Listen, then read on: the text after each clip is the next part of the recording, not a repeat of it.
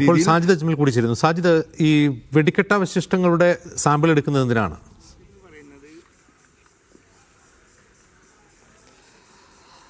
അത് സ്വാഭാവികമായും ഈ ബാലിസ്റ്റിക് പരിശോധന അടക്കം വേണ്ടിവരും. അതിന് ഈ സാമ്പിളുകൾ ശേഖരിക്കുക എന്നുള്ളത് അനിവാര്യമാണ്. ശാസ്ത്രീയ പരിശോധനകൾ വേണം.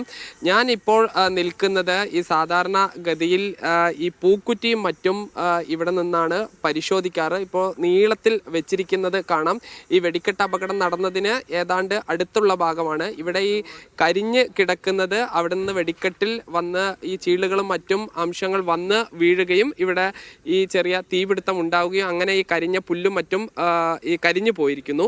ഇപ്പോൾ നമ്മൾ ഈ നീളത്തിൽ കാണുന്നത് ഇതിനകത്ത് സാധാരണഗതിയിൽ ഈ പൂക്കുറ്റിക്ക് വേണ്ട വെടിമരുന്നുകൾ നിറയ്ക്കും. ആ വെടിമരുന്നുകൾ ഇവിടെ നിന്ന് തന്നെ ഈ മുകളിലേക്ക് പോയി വലിയ വർണ്ണവിസ്മയം തീർക്കും. അതിന് വേണ്ടിയുള്ളതാണ്. അതായത് ഇതിനകത്തേക്ക് വെടിമരുന്ന് നിറയ്ക്കുകയും അത് ഈ കത്തിപ്പിടിച്ച് മുകളിലേക്ക് പോയി പൊട്ടും. നമ്മൾ തൃശ്ശൂർ പൂരത്തിനൊക്കെ വലിയ ഈ വർണ്ണ വിസ്മയം കാണാം. അത് ഈ വലിയ ശബ്ദം ഉണ്ടാവില്ല, പക്ഷെ ഈ കളറായിരിക്കും കൂടുതൽ. അത് പരീക്ഷിക്കുന്ന ഒരു സ്ഥലമാണ് ഇവിടെ ഉള്ളത്. ഇതിൻ്റെ ഒരു രീതി എങ്ങനെയാണ് ഇതിൻ്റെ പരീക്ഷണം? അതായത് പരീക്ഷണം ഒരു ഫില്ല് ചെയ്തിട്ട് വർണ്ണ കളറുകളായിരിക്കുള്ളൂ, സൗണ്ട് ഉണ്ടാവില്ല. ഈ ഇതിലിട്ട് കഴിഞ്ഞു കഴിഞ്ഞിട്ടുണ്ടെങ്കിൽ ഇത് വെറുതെ ഇങ്ങനെ നമ്മുടെ മത്താപ്പ് എന്ന് പറഞ്ഞ സ്ഥലമില്ലേ, വീട്ടിലെ പൂത്തിരി ഇങ്ങനെ പോയിട്ട് പിന്നെ ആ കളറുകളേ വരുള്ളൂ. അതെല്ലാം സൗണ്ട് ഉണ്ടാവില്ല. സൗണ്ടുള്ള സാധനം വീട് അടുത്തുള്ള സ്ഥലത്ത് എപ്പോഴും ചെയ്യില്ല. കാരണമെങ്കിൽ അവിടെ പൊട്ടിയ ആ മുട്ടും കുഴി ഇതുണ്ടല്ലോ, അതിൻ്റെ ഇതിൽ വന്നിട്ട് ആ ജെർക്കിങ് ഇത് അടുത്ത് വെക്കില്ല എപ്പോഴും. ഇപ്പോൾ വീട്ടിൽ തന്നെ നമ്മൾ വിഷുവിനോ ഒക്കെ പടക്കം പൊട്ടിക്കുമ്പോൾ നമ്മൾ പറയും പൂത്തിരി കുട്ടിയെ കഴിഞ്ഞാൽ കമ്പിത്തിരിയും കൊടുക്കാം. അത് അത്രേ ഉണ്ടാവുള്ളൂ.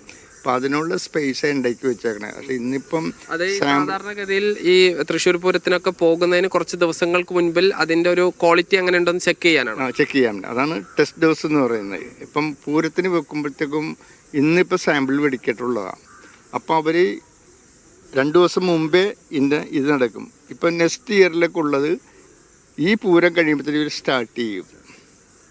ഇത് ഉണ്ടാക്കാനും പിടിക്കാനും മറ്റുള്ള ലൈസൻസും കാര്യങ്ങളും ഉണ്ടാക്കുമ്പോൾ ഇവർ അത് വാങ്ങിക്കും. വാങ്ങിച്ചതിന് ശേഷം ഇവർ അത് മിക്സിങ്ങും കാര്യങ്ങളും.